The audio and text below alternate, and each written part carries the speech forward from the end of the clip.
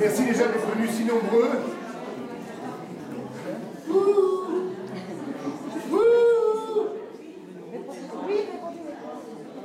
Bien, merci d'être venus donc si nombreux, je vous remercie beaucoup. 4 informations déjà avant de commencer le petit discours que je vous ai préparé.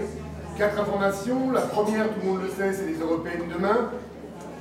La deuxième, lundi, il y a une réunion organisée par Christophe Collin et moi-même et d'autres élus pour la kermesse, la mise en place de la kermesse du village, qui aura lieu le 20 juin. Fête du village le 20 juin, avec spectacle des enfants, remise des prix, ensuite kermesse, inauguration du City Stade, avec des matchs de football entre les administrés, les élus, les ados, les enfants, etc.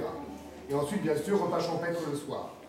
Donc voilà, ça vous êtes conviés. Et bien entendu, vous aurez à nouveau un autre messager. Le 18 juillet, il y aura le feu d'artifice avec un repas aussi sur la commune de Bazincourt.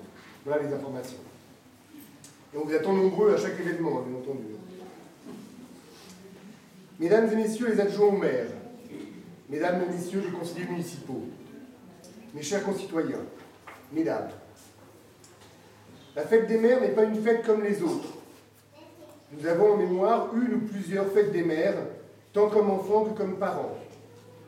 Comme enfants, nous avons tous le souvenir de préparation de cadeaux, dans le secret la veille ou l'avant-veille de cette fête tant attendue. Le plus important, en dehors du cadeau confectionné manuellement, était bien évidemment le mot accompagnant ce présent. La promesse de travail à l'école pendant l'année, d'être gentil jusqu'à la première colère, de bien faire ses devoirs, d'être sage, etc. Tant de promesses naturellement non tenues et oubliées le lendemain de la fête des mères. Comme parents, c'est aussi l'attente des cendriers en plâtre, en pâte alimentaire, de la boîte reconstituée de carton ou d'allumettes, du dessin plus descriptif que figuratif, du traditionnel bouquet de fleurs, des vases peints, des pots de yaourt transformés en pots à crayon, de la boîte recouverte de coquillages, et naturellement de l'éternel mot plein de tendresse et souvent aussi plein de fautes d'orthographe. Présenter ainsi la fête des mères serait simplement une fête de famille, sans rapport véritable avec la collectivité nationale, et une telle commémoration officielle serait un peu déplacée ou incongrue. Mais fondamentalement, la fête des mères, et plus globalement la fête des femmes, renvoie aux valeurs les plus essentielles de notre société.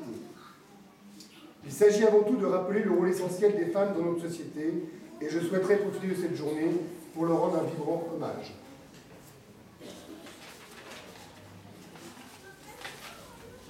Bien évidemment, l'image de la mère telle qu'elle pouvait exister dans un passé est révolue.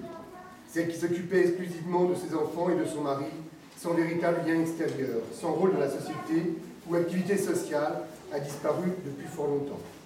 Telle n'est pas la mère ou la femme d'aujourd'hui. La mère de famille est aujourd'hui multiple.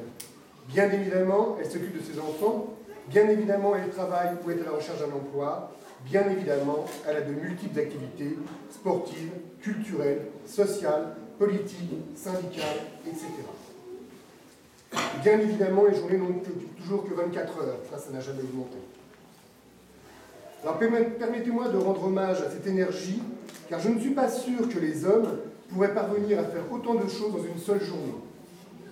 Pour finir, permettez-moi ce bon mot, le maire que je suis souhaiterait fêter une bonne fête au maire que vous êtes. Le conseil municipal est heureux de vous remettre un présent après le verre d'amitié que nous allons prendre ensemble. Merci de votre écoute.